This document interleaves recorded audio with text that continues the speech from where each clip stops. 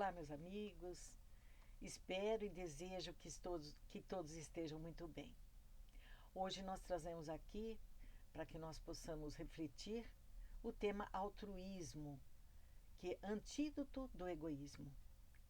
A palavra antídoto é aquilo que combate os efeitos de uma toxina. E por extensão, aqui nós poderemos compreender então que o antídoto do egoísmo, ou seja, aquilo que evita ou que corrige em nós o egoísmo, seria a prática do altruísmo. Para que nós pudéssemos introduzir o assunto, nós vamos buscar no Evangelho segundo o Espiritismo, especificamente no capítulo 11, Amar ao próximo como a si mesmo, em que Kardec, na parte de instruções dos espíritos, traz uma mensagem de Emmanuel, cujo título é Egoísmo. Mas vamos, meus amigos, conhecer em parte a mensagem que nos traz Emmanuel no Evangelho. E ele diz assim, o egoísmo, esta chaga da humanidade, deve desaparecer da Terra, porque ela impede o seu progresso moral. Neste parágrafo, Emmanuel está se referindo ao planeta Terra. O planeta Terra, que hoje está na condição de transição, deixando de ser um planeta de expiação e provas, a caminho de um planeta de regeneração. Mas para que isso ocorra, para que o planeta adquira essa nova categoria, vai depender do nosso comportamento. E o egoísmo, considerado como chaga da humanidade, tem que ser erradicado. Mas observe que essa erradicação, ela está dirigida a nós, como individualidades. Porque Emmanuel diz assim, o egoísmo é, portanto, o alvo para o qual todos os verdadeiros crentes devem dirigir suas armas, suas forças e sua coragem. Digo coragem porque esta é a qualidade mais necessária para vencer-se a si mesmo do que para vencer os outros. Então, nós entendemos que ele se refere à individualidade, a cada um de nós, para que nós tenhamos coragem de primeiro admitir que trazemos o egoísmo ainda em nós e segundo, temos a coragem suficiente para buscar a mudança dessa postura. Emmanuel, então, diz assim, que cada qual, portanto, dedique toda a sua atenção em combatê-lo, em combater o egoísmo em si próprio. Pois esse monstro devorador de todas as inteligências, esse filho do orgulho, é a fonte de todas as misérias terrenas. Ele, o egoísmo, é a negação da caridade e, por isso mesmo, o maior obstáculo à felicidade dos homens. Então, a felicidade individual, ela vem proporcional àquela que nós fazemos aos outros. Por essa razão que o egoísmo deve ser erradicado em nós. Mas se nós formos buscar no dicionário, meus amigos, o sentido literal da palavra egoísmo, nós vamos encontrar assim, egoísmo é o hábito ou a atitude de uma pessoa colocar seus interesses, as suas opiniões, os seus desejos, as suas necessidades em primeiro lugar. Em detrimento, que significa o quê? Colocar, independente do que ele vai fazer para o outro, independente do que ele desencadeia no ambiente e também nas demais pessoas com que ele se relaciona. Então, essa camiseta que nós trazemos aí, ela tem bem um significado, né? Representa muito bem o egoísmo, né? Eu, sempre aumentando de proporção as letras e os outros bem pequenininho. E se nós formos buscar a palavra altruísmo, nós vamos descobrir que a palavra altruísmo foi uma palavra criada. E essa palavra foi criada em 1830. Vejam quem a criou. Ela deriva, altruísmo deriva da palavra altruisme em francês, criada pelo filósofo francês Auguste Comte em 1830. E é um modo de viver que leva as pessoas a se dedicarem aos outros. Se uma pessoa é altruísta, significa colocar o bem-estar das pessoas como um objetivo de vida, pensando primeiramente no outro e depois em si mesmo, excluindo totalmente o egoísmo de seus pensamentos e atitudes. E tem mais uma coisa importante, meus amigos. Nós sabemos que tudo é energia na natureza. A matéria é energia concentrada. Então, nós poderíamos pensar assim: será que a energia de uma pessoa que ainda agasalha o egoísmo é diferente da energia de uma pessoa que já é adepta ao altruísmo, ou seja, é uma pessoa altruísta? Vamos ver os dois tipos de representação. Aqui utilizando mais uma vez a simbologia da camiseta com a inscrição. Então, na pessoa egoísta, né, a pessoa que é egocêntrica, veja, a pessoa que não é altruísta, o seu antônimo é o egoísmo. Vejam, no egoísmo, as forças, as energias são aglutinantes. Tudo atrai para o indivíduo.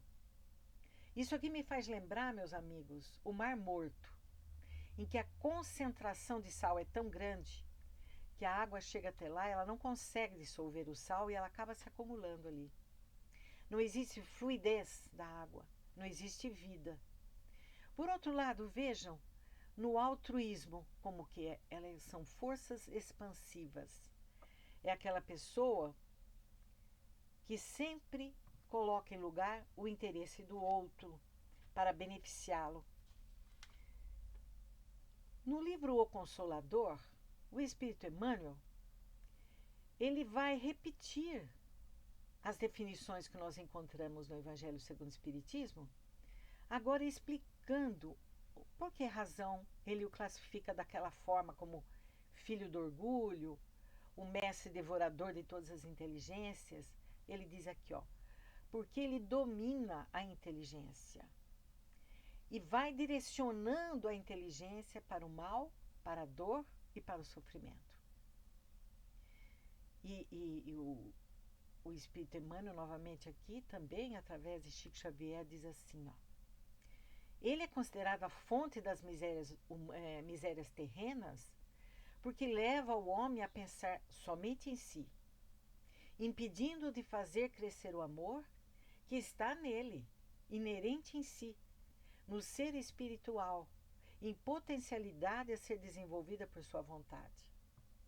Então, no egoísmo, né, no eu sei, eu quero, eu mando, eu preciso, olha o eu aí sempre em evidência. Isso impede, então, que o homem, ele mesmo, como individualidade, permita desabrochar, vir à tona as qualidades morais que ele já traz. Porque somos todos filhos de Deus, somos centelhas divinas, como dizia Jesus. Portanto, trazemos em nós essa condição de amor, de fazer crescer esse amor dentro de nós. Mas para isso temos que transformar esse sentimento em nós. Existe um outro livro chamado Cartas do Coração.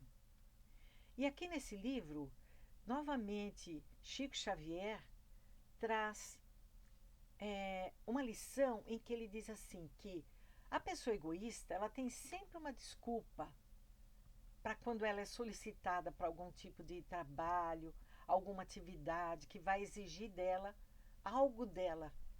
E as desculpas vêm sempre na ponta da língua, como nos diz aqui. Aqui também é o Espírito Emmanuel. Então ele diz assim, ah, não vai dar, viu? Não tem como. Eu não posso. Só comigo? Não tem outra pessoa para fazer isso? Procura outro, que hoje eu não posso. Dá para esperar? Nossa, agora não vai dar. E eu? Tudo eu? Tudo eu? Observe, meus amigos, que o egoísmo, como diz aqui Emmanuel, ele aparece em todas as fases do nosso dia. Ora sob a faixa do desculpismo de variados matizes, como nós estamos vendo aí, ora sobre os 1000 modos com que apresentamos a nossa deserção, ele diz, da luta santificante. Ou seja, quando nós desistimos de lutar contra aquilo que nós fazemos em nós mesmos. E ele vai colocando frases, meus amigos, como nós vimos aqui, trazendo a transparência, né, desse egoísmo em nós. E ele continua assim, ó.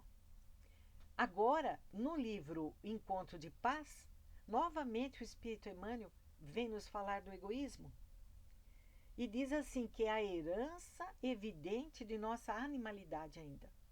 Quando pensamos apenas em nós. Quando este egoísmo era importante para a nossa sobrevivência. E ainda nós vemos o egoísmo repontando em toda a extensão do mundo. E ele vai citando para a gente determinadas situações que nós vivemos e que nós ainda não conseguimos identificar como sendo uma atitude egoísta.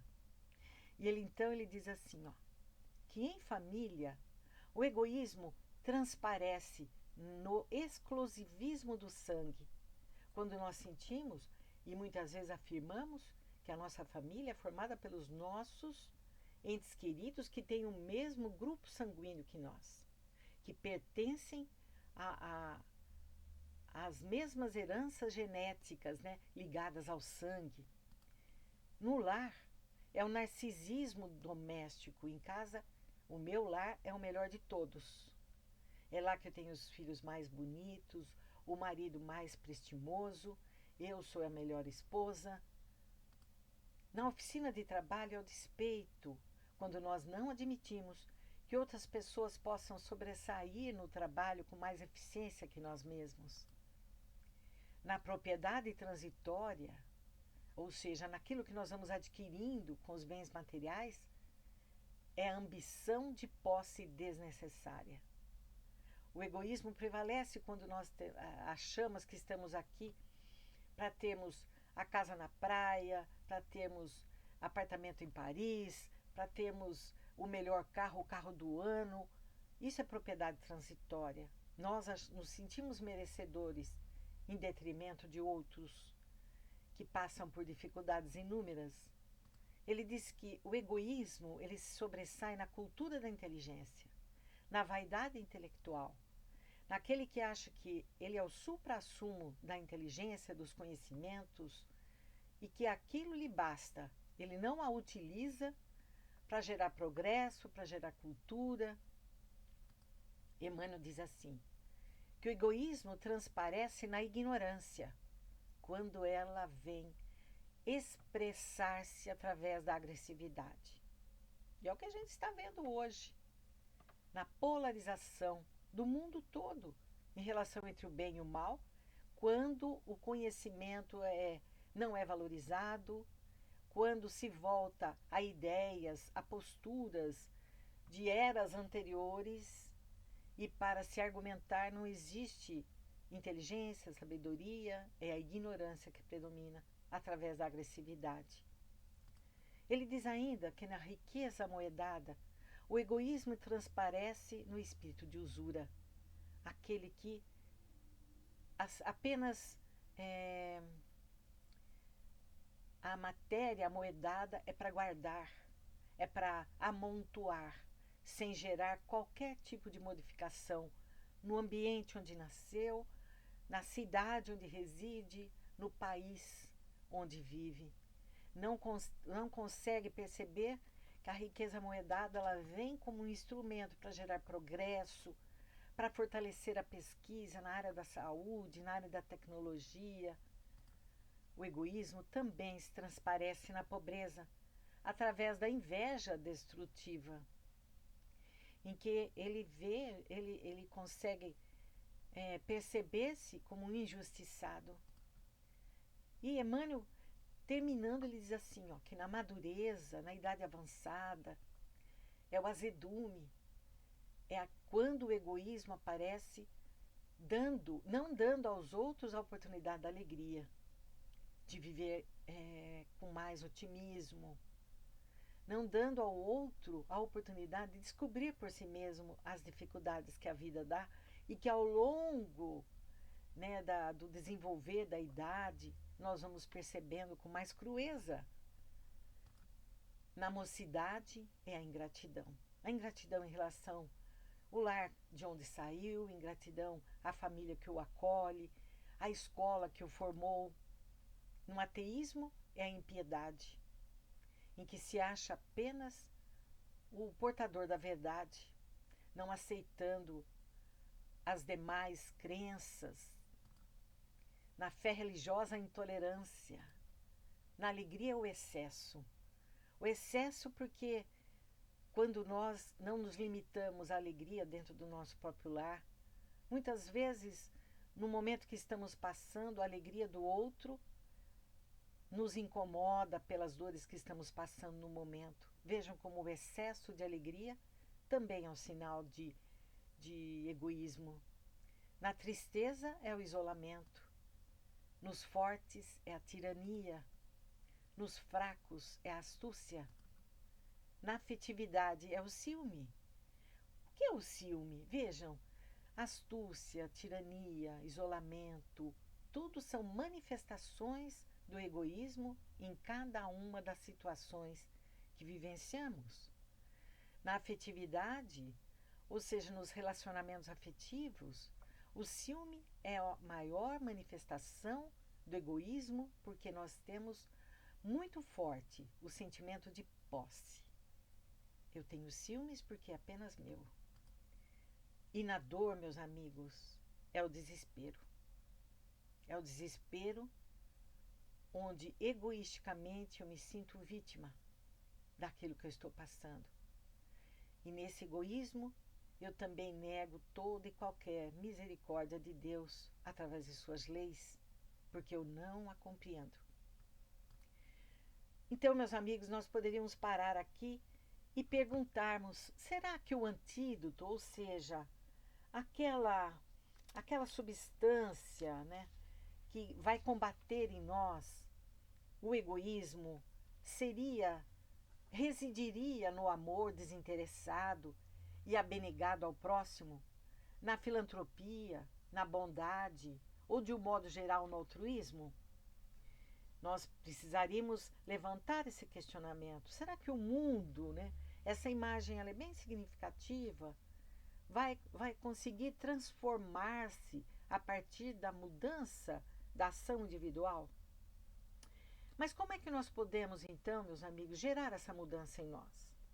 E se nós formos buscar lá no Evangelho, nós vamos descobrir que Jesus já nos deu o caminho. Quando Jesus veio até nós e nos trouxe o Sermão da Montanha. E é sobre o Sermão da Montanha que eu trago para vocês uma pesquisa muito interessante do Dr. Sérgio Luiz da Silva Lopes, que ele é autor do livro Código do Monte, As Virtudes do Sermão da Montanha. E ele faz uma proposta para que a gente possa observar que em cada uma das bem-aventuranças existe uma sequência lógica, uma sequência evolutiva, e que Jesus não a falou nessa sequência sem que tivesse um objetivo a alcançar. É como se ele tivesse nos dado uma gradação na conquista, tanto psicológica como espiritual, dessas virtudes. Então, a proposta do Dr. Sérgio é que nós identifiquemos as virtudes que estão em cada bem-aventurança. Então, comecemos, meus amigos, pela primeira bem-aventurança. E na primeira bem-aventurança está lá, ó, bem-aventurados os pobres de espírito, porque deles é o reino dos céus. Do que Jesus falava aqui? Porque nós entendemos, meus amigos, e o Espiritismo veio nos dar essa compreensão maior, de que pobre de espírito, ou em espírito, é aquele que se reconhece ainda carente das coisas do espírito, dos valores do espírito. E ele se encontra ávido de receber e de se enriquecer destas informações que gerarão mudança em si mesmo. É por essa razão que os pobres de espírito, eles são capazes de ouvir, uma vez que aqueles que se sentem ricos em espírito não querem mais ouvir nada, não tem mais necessidade, não se sentem com necessidades. Então, a primeira virtude nesta bem-aventurança é a humildade. Porque só a humildade, meus amigos, vejam lá, uma virtude importante em processos de mudança. Porque é só através da humildade que nós vamos realmente buscar conhecimento, seja ele em toda a área de conhecimento humano. Quando necessitamos, reconhecemos que necessitamos da ajuda de um profissional de saúde, de um profissional do direito, de um profissional voltado mesmo às coisas mais corriqueiras da nossa vida, nós temos a necessidade de admitir que não sabemos e que precisamos de auxílio. Quando estamos necessitados do auxílio de um profissional que nos faça entender os nossos pensamentos, o turbilhão de ideias na nossa cabeça, quando ela passa a afetar o nosso trabalho, nós precisamos da ajuda de um profissional, um psicólogo ou mesmo um psiquiatra, mas precisamos da humildade. E é por essa razão que os espíritos, que as pessoas que ouviram Jesus e que procuraram seguir a Jesus, tinham a característica de humildade, porque precisavam desse auxílio. Vejam, meus amigos, a segunda bem-aventurança diz assim: bem-aventurados os aflitos, porque estes serão consolados. Qual virtude nós teríamos aqui? Será que é o da aflição? Então, o doutor Sérgio nos mostra que é a resignação. Porque é só a resignação, meus amigos, que nos dá a capacidade de suportarmos as aflições. E com isso, principalmente diante daquela situação que nós não conseguimos mudar. Principalmente diante daquela situação em que está fora do alcance das nossas possibilidades. Então, a resignação, juntamente, já como consequência da humildade, nos permite buscarmos esse auxílio. E existe ainda na terceira bem-aventurança, bem-aventurados os mansos, porque estes herdarão a terra. Aqui está quase que visível para nós que a qualidade, a virtude desta bem-aventurança é mansuetude. E vejam como tem relação, porque eu só alcanço, meus amigos, como ele diz aqui, porque herdarão a terra. Eu só alcanço a condição de estar neste planeta, nessa fase de transição, quando eu for manso. E o que é ser manso? É só a mansitude, a mansuetude, que é uma virtude que permite que eu possa possuir a mim mesma, controlar os meus impulsos, controlar os meus desejos, controlar a mim mesma, agora tendo a resignação e a humildade diante dos problemas que eu possa estar passando. E desta maneira eu vou conquistar a resignação diante da vontade divina. Por essa razão eu também posso conquistar a terra, controlar a mim mesma diante das adversidades, aceitando com resignação e humildade os desígnios divinos. Vejam, meus amigos, que aqui nós temos 3 virtudes: humildade, resignação e mansuetude. E nessas 3 virtudes que Jesus vem nos mostrar que é um esforço exercendo a nossa vontade de controlar a nós mesmos. Vejam que é um esforço interno, é o meu eu sendo trabalhado. Sou eu e como espírito trabalhando os meus valores da alma. É uma pessoa promovendo um crescimento por si mesma. Mas tem momentos, meus amigos, na nossa vida que a gente não pode nada sozinho, né? A gente precisa da espiritualidade. É quando todos os nossos esforços, todas as nossas iniciativas fracassaram. É quando todas as nossas defesas, todas as nossas estruturas já não dão conta. E aí Jesus nos ensina a quarta bem-aventurança. Bem-aventurados os que têm fome e sede de justiça, porque serão saciados. Vejam, meus amigos, que aqui ele nos ensina a sair de nós mesmos e buscar a fé, que é uma ligação com a espiritualidade. Agora nós estamos saindo de nós, estamos em busca de um auxílio, junto a Deus, criando em nós o sentimento dessa fé, que nós sabemos que sem ela, sem esta ligação com a espiritualidade, não conseguiremos nada. E desta forma, meus amigos, a fé é uma virtude que nós vamos adquirir, principalmente diante das necessidades pelas quais vamos passando nessa grande escola que é a Terra. E aí nós vamos para a quinta bem-aventurança e nós vamos percebendo que há uma sequência. Bem-aventurados os misericordiosos, porque alcançarão misericórdia. A palavra misericórdia, se nós separarmos córdia, vem de coração.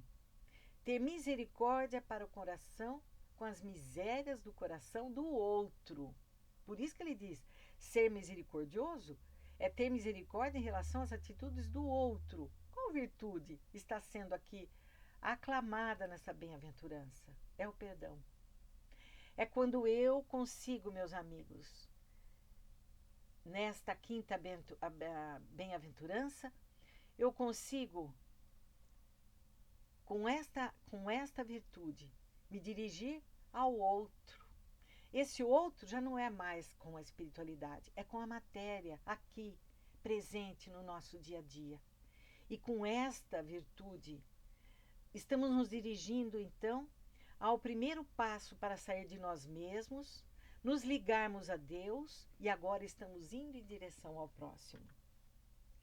Quando ocorre uma situação, meus amigos, como essa que estamos vivendo agora, na pandemia, nós pedimos a Deus, através da fé, que nos dê o amparo, que nos dê forças, nos dê coragem para superar as nossas dificuldades. Nós aí alimentamos em nós mesmos a resignação diante daquilo que nós não podemos mudar, pedimos resignação para não julgarmos, humildade para aceitarmos, para não nos considerarmos tão bons e melhores que os outros, julgando-nos merecedores de um crédito diferenciado de Deus. E pedimos a paz de espírito, meus amigos, para continuarmos a nossa trajetória neste planeta. E assim, Jesus, então, nos ensina a única maneira que nós temos de nos relacionarmos de forma saudável entre aqueles que fazem parte do nosso mundo, neste planeta ainda de expiação e de provas. A regeneração do planeta, como nós já dissemos anteriormente, ela vem desta mudança interior, aonde o relacionamento com as demais pessoas, meus amigos, possa provocar em nós a verdadeira limpeza dos sentimentos. E é isso, meus amigos, que nós vamos encontrar na nossa sexta bem-aventurança. Mas antes de passarmos para a sexta bem-aventurança, vejam, vamos fazer aquele apanhado. Humildade, resignação, mansuetude, eu comigo mesma. Quando eu tenho a fé, eu com Deus. Quando eu exerço do perdão para comigo mesmo e para com o outro, sou eu saindo de mim, agora em direção ao outro. Vejam como essas virtudes se encontram ali nas bem-aventuranças. É um caminho a ser percorrido. E na bem-aventurança, na nossa sexta bem-aventurança, nós vamos encontrar, quando falamos da pureza do coração, que só através desta atitude que nós vamos alcançar, andando um passinho a mais de encontro ao ensinamento maior, que é o amor que Jesus vem nos falar nos seus ensinamentos. Bem-aventurados os puros de coração, porque estes verão a Deus. E nesta bem-aventurança, meus amigos, Jesus já nos prepara para a próxima. E nessa próxima bem-aventurança, ele diz assim: bem-aventurados os pacificadores, porque serão chamados filhos de Deus. Então, meus amigos, aqui nós chegaríamos no ápice do amor. Porque para sermos pacificadores, temos que já ter trabalhado em nós todas essas virtudes anteriores. Mas esse amor que Jesus vem nos ensinar, ainda muitas vezes, ao nosso ver, longe do nosso alcance, poderia ser representado pelo altruísmo. Porque é aquele em que o egoísmo está ausente, a ausência do egoísmo, a abnegação, a atitude que visa o bem-estar do próximo, não tendo em consideração interesses particulares. Então vejam como o altruísmo realmente é o antídoto para o egoísmo e que nos fará, meus amigos, alcançarmos esse amor maior que Jesus veio nos ensinar. Então nós vamos encerrando aqui dizendo assim, olha, que lá no Sermão da Montanha, Jesus dizia, nos ensinando que ninguém chega ao amor se não tiver trabalhado ou trabalhando, na verdade é trabalhando, as outras virtudes também. Porque tudo nos é dado o tempo para adquirir a humildade, a resignação, a mansuetude, a fé, o perdão, esta limpeza do coração em que nós conseguimos enxergar o outro com o julgamento menos severo, até atingirmos o amor, que seria então a manifestação desse amor aqui na Terra. Seria o altruísmo, porque o sentido literal, o significado literal da palavra altruísmo é amor ao próximo. Vejam, meus amigos, que nós vamos observando então nessa sequência das bem-aventuranças as virtudes que temos que ir construindo aos poucos em nós mesmos, para que possamos desejar alcançar o mérito de pelo menos continuarmos aqui na Terra quando ela estiver atingido a categoria de um planeta de regeneração. E para ir para o nosso finalzinho, nós trazemos aqui, em O Livro dos Espíritos, encontramos a esperança nessa transformação dos homens. Foi perguntado assim por Kardec aos espíritos superiores: não tendes na terra algum homem destituído do egoísmo e praticante da caridade? E os espíritos respondem: existem maior número do que julgais, mas conheceis poucos, porque a virtude não se procura fazer notar. Ou seja, aquele que já traz o egoísmo erradicado em si mesmo tem a humildade, a primeira virtude, e ele não faz propaganda. Então eles continuam dizendo: e se há um, por que não haverá 10 pessoas?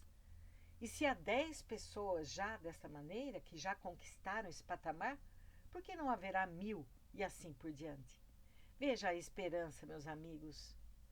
Mas nós poderíamos ainda perguntarmos: mas então o que seria o altruísmo? Como reconhecemos os altruístas na sociedade que vivemos? E aí nós trazemos aqui que o altruísmo, ao contrário do que nós pensamos, ele não é uma troca, né? Uma mão lava a outra. Que o altruísmo é fazer o próprio papel na vida, é dentro da minha profissão, é dentro do local onde eu estou vivendo, seja ela dentro do meu lar, ou no local de trabalho, ou no clube que eu frequento, no quarteirão da minha residência. Vejam, por gosto e vocação, com dedicação e empenho, de melhor forma possível, dando aos outros o exemplo do bom exemplo, mesmo que isso custe algum sacrifício. E nós temos à nossa volta, meus amigos, inúmeros exemplos, né? Os doutores da alegria, que visitam os hospitais, sem remuneração. Nós temos aí os Médicos Sem Fronteiras, que buscam as necessidades em todos os mundos, em todas as partes do mundo. O corpo de bombeiros, onde a gente vê atitudes heróicas daqueles que, apesar de treinados para exercer a função, vão além do dever. As delegações da Cruz Vermelha, os anjos da estrada, que caem como se fossem dos céus para auxiliar aqueles que passam pelas difíceis provas. E nós temos exemplos inúmeros, como Francisco de Assis. Agora aqui, meus amigos, mostrando a obra individual daquele que se propõe a demonstrar o bom exemplo do que é ser o altruísta. Nós temos Madre Teresa de Calcutá, a nossa irmã Dulce, aqui da Bahia, Salvador. E aí poderíamos também trazer, já que falamos da Bahia, né? O nosso Divaldo Pereira Franco, o Chico Xavier de Minas Gerais. E terminando, vamos pensar, meus amigos, em nós, pessoas comuns, conseguiremos ser também altruístas? Sim, é nos pequeninos gestos, né, de todo dia, do dia a dia, em que nós vamos olhando aqueles que estão à nossa volta, independente de credo, independente de gênero, de nacionalidade, nós vamos buscar estender os nossos braços, as nossas mãos e fazer e doar de nós em benefício daqueles que necessitam. Encerrando, meus amigos, vamos trazer aqui a fala de Jesus, em que nós vamos encontrá-la lá no Evangelho de Mateus, capítulo 25, versículo 40. Tudo que fizeste a um destes meus irmãos, foi a mim que fizeste.